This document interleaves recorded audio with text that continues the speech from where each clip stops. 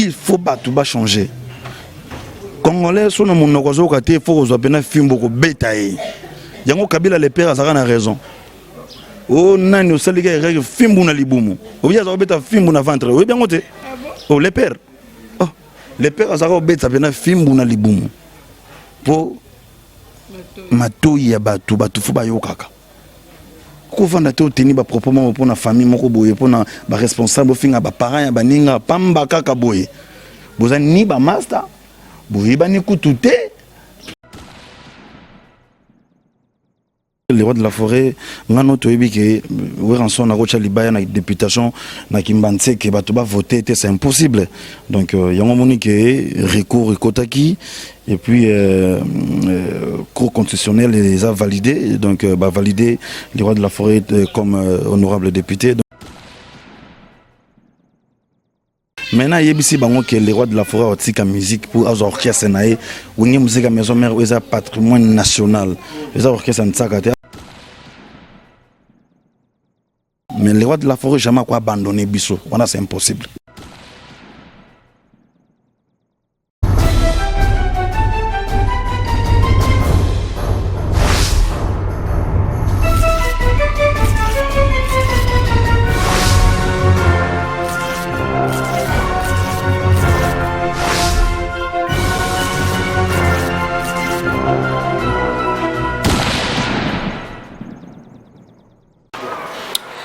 Merci beaucoup, vous êtes de le bien sur Kleboa.com avec votre humble servante Jolie Sasson, puis la poupée Barbie de la presse en ligne, autrement dit la remontada de Kleboa.com, pardon. Juste pour vous signaler qu'on est de le bien chez Nicodème. Je suis à la maison, hein, à la résidence familiale, chez lui. Bon, comprendre les lots, en tout cas... tout ça qui tente au Lucas qui est tout ça l'émission par rapport à ce qui se passe, par rapport à l'actualité, Maramosé Bélé, vraiment, il faut qu'on en parle. Eh, ça, mais comme filmer. En tout cas, allez-y comprendre que je suis en train de me filmer. Mon connaissant me filmer. Dès lors qu'il faut des cabots, il quand même, il faut boyer bakaba résidence, c'est un musicien à bisso parce que ça va mingi bazo les cas, bazo loba makambo belé mais ba chez bango to yebité, ne to ba ki mikolo yo, émission kake pa na yo na ndako. To ye, to ça l'émission, to solo, lui to beti ma solo. Et puis, tu veux te solo nyon sondé kaboye beli makamouze belle par rapport à l'actualité, par rapport à makamba pouvoir ango, par rapport à makamba journaliste ango, par rapport à makamba formidable. Merci à Delana Sototombanda, merci à Pichu Mangaya Boss Lady Moissi Apembe, merci à Herman Aporio, garçon slim, sans oublier toute l'équipe de Kleboa.com. Je vous aime beaucoup. Là, merci Piona parce qu'on va continuer là. Bisous. Herman Aporio, garçon slim, Herman Aporio, sans. Voilà, nous voici déjà avec notre invité d'aujourd'hui. Il s'appelle Nicodème Papa Bio. Papa Bio, papa charisme, papa aspect. Nous avons le photo qui est à la résidence. Bonjour Papa Bio. Bonjour Jolicia. Bonne. Très bien par la grâce de Dieu. C'est moi Papa Bio, nous avons un poste avant de continuer. Nous avons musicien, nous avons musicien. Nous avons un poste sur la mission de l'eau. Zembo mon cas, il y a bientôt quand on a une émission. Si à moyen, sur le monde qui a eu, il me semble aussi que mais ma papa Lutumba par rapport à l'actualité. Papa Lutumba ne plus. Ok, paix à son âme, Papa Lutumba. Donc on a un poète et à Salama Evre et Belé. Donc toujours continuer toujours dans le et vraiment ceux qui n'ont pas manzembo moko ya Papa Lutumba nako lukaneti titre moko na yoka ki encore hier parce que décès naé celle qui na lukana apprendre encore et belé et yaye o asala naé kola yango naé okayango ba evre naé kokipe ko pesanga ipe ba travail moko ba exercice au sala moni Papa Lutumba imbisa ba grand chanteur vraiment donc netinzembo mono kizaki dati okangelinga elongi lelo poso mobimba yekoki ngaya wana kolia teo susi na motema na ngali kambo yebisanga nini na sala kokwa kufa tikanga nayo na moni olingi obosana malobola kaka koko na cimetière maloba oyo elelisaka bato dati nanga dati pétrole olobaki okopoya ngai te o ata pasi yango ya liwai yebisanga nini nasala c'est toi mon cœur c'est toi ma vie na defasa ntana kokufa libala oyo ya donc voilà on a vu les grands ninjas peut interpréter chanson on a quoi dati pétrole voilà. On a remarqué le moko air Papa Lutumba Koufi ba musicien presque nyonso air ozo ba musicien opposé question Papa Lutumba zo répondre à zo yemba penzembu nae. Est-ce que nos musiciens d'aujourd'hui ceux qui bazate lelo est-ce que bat bakoyema banzembu la baonde mambo Papa Lutumba elek yangwana na tolo ba awa que Papa Lutumba a yembisa ba grand chanteur et na lukana yekola na kota suna mozindo ya ko apprendre papa koye ba Papa Lutumba omuni lelo na yo beta tolo tenga na yebi Papa Lutumba ani non même pas na yebi Papa Lutumba comme poète comme grand compositeur comme les grands chansonniers en mboka na biso akoma banzembo yembisa ba grand chanteur na yebi bon ce qu'on a zo lukana apprendre encore sérieux et mingi alors biso beta to sala musana na musique et yangwana il faut que tout travailler makasi po tout tika ba œuvre lokola Papa Lutumba nengatiki ezaka ki soko travailler na yo o mi pesi na musala na yo o se donner corps et âme je crois mokolopo ozalate batu pe ba kolobela yo nde toujours bela Papa Lutumba papa mbatiki ya biso mundi batu balobela ki papa wemba kuru yaka kumani ba vena so ba pepe kali ba kenda batu balela bango ti lelo batu balobela bango ba vena so ba les grands ninjas ozomona ki toujours près de ba grands chanteurs ya makasi ya mboka oyo ba za ba pilier au batika bilembo na bango parce que biso tout ça ba jeune montante génération montante moezoya il faut tout le cadeau apprendre encore mieux tout travailler mieux yango le kitu l'amour kotika ba fertilité pardon ouais fertilité aussi na époque ya ba vena biso na fertilité la raté ezanango mais ezalaka makasi mais ezandenge ezokendele mikolo te bango bazana ba amour moboye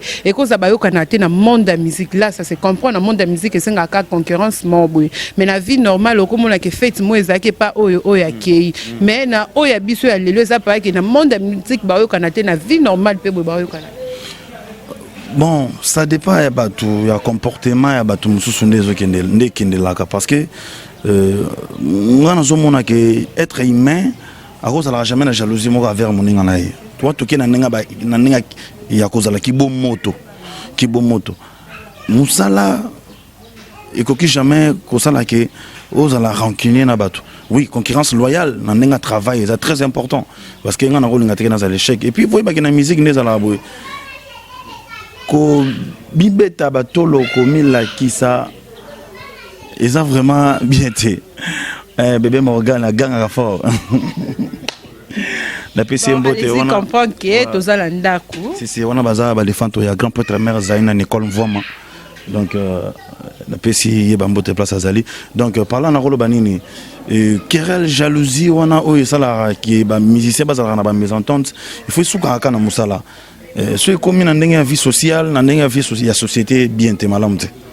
D'accord, merci beaucoup Papa Bio pour tes réponses. Parlons un peu de Wenge Musique à Maison Mère. Boni groupe Ezo Kende, Nini Mambonio sur l'activité nous sur Kende. Groupe Ezo Kitoko, donc l'activité tout ça va. Oui, qui monde entier c'est la formidable. Tout répondant des activités na biso na plan scénique, déjà beaucoup de ça na concert moi déjà dimanche tout zo na Ngiringoto. Et puis semaine nous Hollanda tout ça na ba production et belé donc tout ça va tout très bien pas trop bien le roi de la forêt Kitoko toujours na préparation formidable les gars quoi tout là mais la bon formidable ouais. D'accord Papa Bio parle-nous un peu tout mon ba série mo bande penza ko répéter souté en public des aki ba bayaka ba rap ko ça ba image et comment ça la plus en coulisses c'est ça qui dit à quoi et ça qui dit à au moni Wenge chaque jour ba doit frapper à la porte. Le roi de la forêt sera toujours un souci à promouvoir jeunesse montante sur mon repos et puis ça pena quoi donc jeunesse montante sur mon repos à boulot le roi de la forêt sera bango encadré bango pour na ko pesa image toujours il y a grand formateur dans la moni ba monsieur ba ki ko luka boulot na orchestre ba ma belé ba frapper ba porte donc ce que tu ko démarrer na bango la moroté c'est nga ki to ko tono na moi cuisine interne bon ça côté moi la kine aller moi ba cœur ça bien tout arrangé ba solo vocal mususu ba ya musupe bazwa ba lead musupe ba massa musupe ba koti bazwa parce que ils a boulot faut tout le monde a travaillé tu as besoin ba to ba remplir ba banté donc tu as besoin que tant ba jeune ngata orchestre il faut travailler ma part na yo donc ils a ka que ba ninga ba muyara mayo ba muyara mayo ba travailler bazo yima bazo bina yo ya ka vendre téléspectateurs non ya mo to kota ki na ndenge ya kuzu pour tout le monde à apprendre à jouer pourtant toujours côté to na ba concert tout le monde à la présent. D'accord, beaucoup. En parlant un peu, en parlant, il y a Ndike Batbaya, Kababane, qui s'adhère dans le groupe Maison, Wenge Musique à Maison Mère. Papa Bio, parle-nous un peu. Vous avez remarqué que dans l'orchestre, il y a comme belé parce qu'apparemment, ils ont ceux qui font avec ça la tester, et puis, il y a autant de moi, un musicien, si je ne me trompe pas, Yannick, hein? Oui, na mona kepe ayaki ko sala test na maison na Wenge Musique à Maison Mère. En tant que moko ya ba employé ya Wenge Musique à Maison Mère. On se rappelle toi au solana leader que non ba comme belé zo senga moi équilibre. Non. Wenge Musique à Maison Mère ça besoin de travailleurs. Et ça orchestre moi monene ils ont besoin toujours ba to ba travailler. Jamais qu'on m'a limité donc il y a illimité donc ça pendant pour les tout dans boulot na ayaka ko frapper porte donc c'est ça quoi mais l'essentiel et ça que ngana za nga travailleur et ba konza orchestre ba ebi le pourquoi ba ministère ba toujours orchestre ba ça la test donc ngana na lo baté ngana calculer ka carré nanga donc ce muninga ye a cause na ba lakini to lakisi epé pour qu'on tape na bien dans la même ben abisso pour tout marcher ensemble quoi. D'accord, merci. Là, je fais mes gros bisous à celle qu'on appelle Jolili Atala en chair et en os. Merci à Aimé Bidocha Autoroute, Palobi, Bilo Konyo Soba Chari Balingaka Azanango. Merci à toi, Papi Mikombe depuis Belgique. Je vous aime beaucoup, pardon. Papa Bio Tobetano, le solo, yo. Tu as vu que l'autre frère, tu as vu que Tobeta qui le solo, il y a le roi de la forêt, la postila qui n'a tout n'a que tu n'as bien postulé, wana. Spécialement que Azui le lo, à côté, quand nous musala, na te comme plus na parlement au PC ba réseau le bité ezala nango muto ko sala misala mi balé ezala nango mais eroya ko ka non le président Werason a postulé qui a zoa quitté en tant que moko ya employé na et ça la condamne Nalbaki c'est la vie c'est toujours comme ça au koki ko megelo comme boy PCPT il faut toujours quoi accepter yango mais au moni les rois de la forêt ezaki un peu triqué moi tricage là qui les rois de la forêt ngano to yebi ke Weranson na rocha libaya na députation na kimbanse ke bato ba voter c'est impossible donc yango moni ke recours ekotaki et puis cour constitutionnel les a validé donc validé les rois de la forêt comme honorable député donc surtout toi qui n'a moi ba doute nango mais avant rataki après a côté recours ba bandini a comme validé ça la continue et ça là un plaisir parce que na mon qui objectif il y a patron nangai ils a acquis et ils a vraiment donc ils a réussi parce que moto soit bimisi demoko ya affronter carrière moko boye izana bato mususu bazana na ba contre yobi lelo na ba réseaux sociaux bato belé ba lobaki ya Weranson tout ça bato ba sala ba bato ba soki tana ba ya koloba o ba kokai koloba mais so bomuni na vie tout na mututu ani a amekelo ngo il faut encourager il faut encourager donc ça là inga bien biso to encourager patron na biso na idée on a zaki nango nzambe azoloko merci surtout na madame naye maman Sylvie Mampata maman Pasteur maman watika biso tena ba conseil donc azwaki tana ya ko soutenir mobile nae ko soutenir artiste nae ti lelo nzamba sali ke makambu o to zaki besoin nango kitoko. Ouais. D'accord, kitoko maramonio sazaki na posa ya koza azui kitoko vraiment Nicodème. Parle-nous un peu tout le monde a qui ne validé que le président Werason, tout le monde a qui panzana qui internet après tout là na ba source na ba page mo kandi ba message no ko publier ka ba makambo tomoni le président Werason ba bi que non le président Werason na ba ki soke sali ka comme député orchestre kotika la na maboko ya Nicodème Ah ben bon. Wana na ba page quand to no monde bazotia ba betika ba boko ya Nicodème apparemment ba te belé ba sepela été ba siliki ba bino ko sa bongo te. Ngana na posa ko balongo la ko makanisi. So bango ba besoin que c'est ce que na mabo na bango ba yozwa.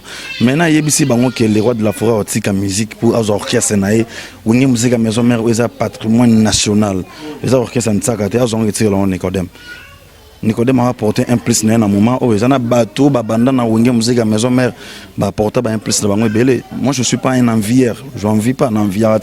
N'a peine à poser en côté. Qu'on a beaucoup de bateaux, ba bien un Nicodème, bateau ba bien un dauphin. Comme on a un dauphin, comme on a un Nicodème. Donc un bateau ba bien un Nicodème, bateau ba bien un dauphin. Comprends? Donc c'est ça quoi. Là il y a Zosé la retour moroté. Nous avons simple artiste et musicien dans le groupe.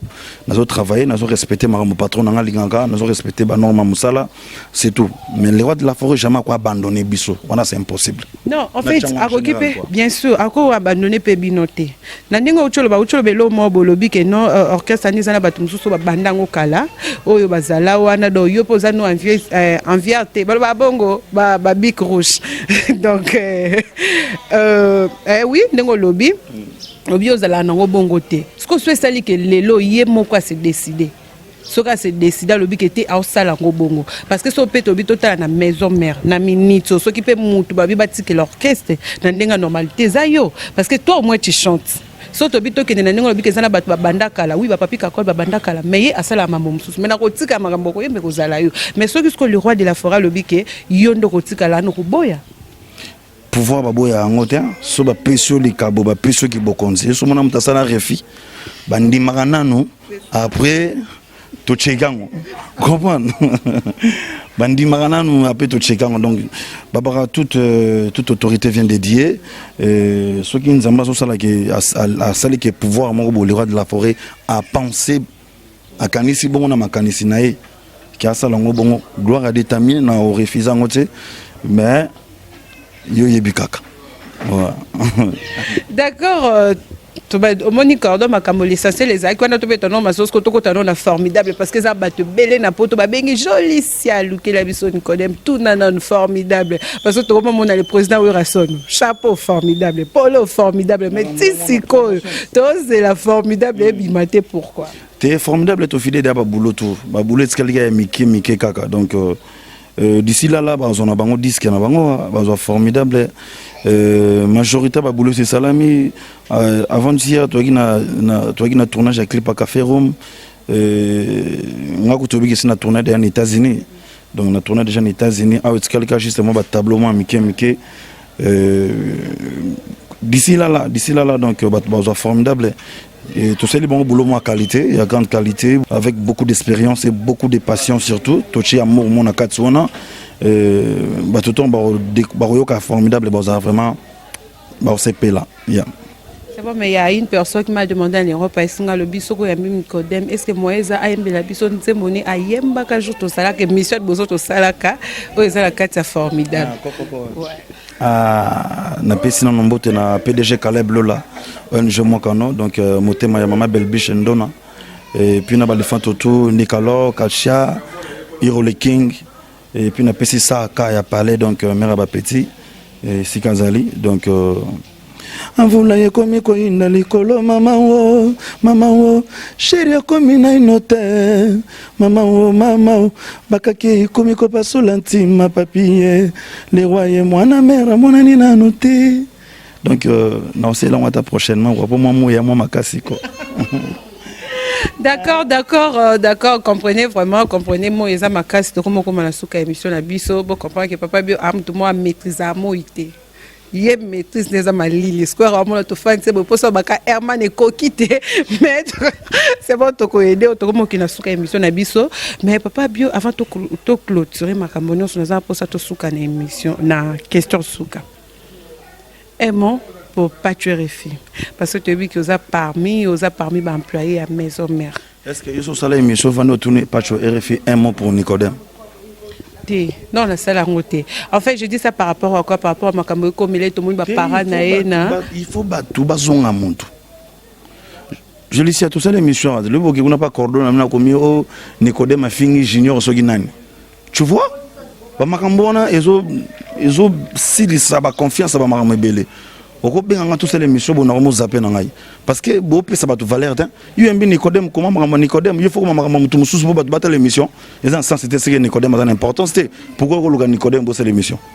Pourquoi ko Nicodème bosser l'émission. Il faut battre ba changer. Congolais sont na monoko zo ka te faut ko pena fimbo ko betaye. Yango Kabila les pères azaka na raison. Oh nani osaliga règle fimbo na libumu. Obia zo beta fimbo na ventre. Oui bien ngote. Oh les pères. Oh les pères azaka beta pena fimbo na libumu. Po matoi ya batu fu ba yokaka. Ko vanda te oteni ba proprement pour na famille moko boye pour na ba responsable finga ba parents ya baninga pamba kaka boye. Bozani ni ba master. Boye ba ni kutute. Bon, je sais pas, je peux pas parler, maman. Il y a des donc chacun pour soi, Dieu pour tous. D'accord, mot de la fin par rapport à l'interview, mot de la fin, bah, salutation. Donc, mot de la fin, bah, salutation, on a un symbole na bah tout Vous comprenez, hein? Bah tout pena bah soutenir biso. Bah grand merci na grand prêtre mère Zaina Nicole Mvoma donc des fois maman na Parius maman na Morgan maman na wana balifante onanga quoi donc et puis na pesi bambote na Caleb Lola ONG Mwakano et puis bambote na Aristote Benga na Bosanité Jean-Pierre Liaou cerveau d'état son excellence et puis na pesi bambote na maître Guy Mafuta Kabongo batouazé Bello bazo soutenir biso donc et puis na remercier yo na bi que bon to sale mission kana ndenge ya ba comprendre gaga ouais. En tout cas, comprenez vraiment, il y a quelque chose que tout ça là on a n'engana ko expliquer bino tout ça là on a ndenge ya ke moi akokakate akokaramali lisco par rapport à kotoka ya ngane bongote. Nous voici déjà à la fin de notre mission. Merci à tout le monde qui aime Jolicia Sampi. Merci à toute l'équipe de Cléboa, merci à Pichu Mangaya Boss Lydie. Merci à toi Herman Emporio garçon Slim Cordon. En tout cas dans l'Ingibino Mingi, comprenez vraiment que place de Bandon, ça l'émission, mais par rapport au climat, et Bandon qui est bien, moi, et bimé 5 tokata. Même l'essentiel, et c'est au solo, libre, comprenez, qui on a posé des questions, il a répondu, il a bien répondu par rapport à ce qui se passait. Dans sa émission, moko, na lobaki. En tout cas, bon la bisoka, bon courage Kinshasa, tout le monde a une émission là courir qui, tout ces émissions courir. Je vous aime beaucoup, bisous et restez branchés. Bye bye.